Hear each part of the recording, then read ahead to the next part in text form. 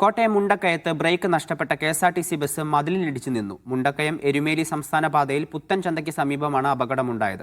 ബസ്സിടിച്ച് 2 വാഹനങ്ങൾക്ക് കേടുപാട് പറ്റി.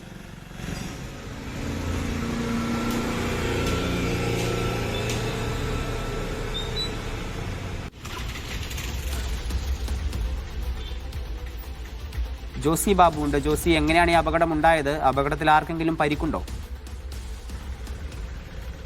ഹരി, ഈ അപകടത്തിൽ ആർക്കും പരിക്കില്ല എന്നതാണ് ഏറെ ആശ്വാസകരമായ കാര്യം. വൈകിട്ട് 5:45 കൂടിയായിരുന്നു ഈ സംഭവം ഉണ്ടായത്.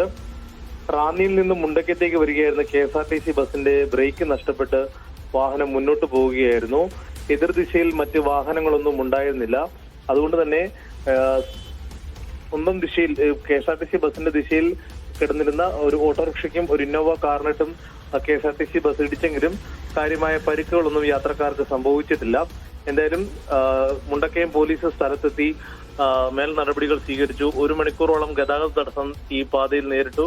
പിന്നീട് വാഹനം ക്രെയിൻ ഉപയോഗിച്ച് നീക്കിയാണ് ഗതാഗതം പുനഃസ്ഥാപിച്ചത്. ഹരി. ശരി ജോസി.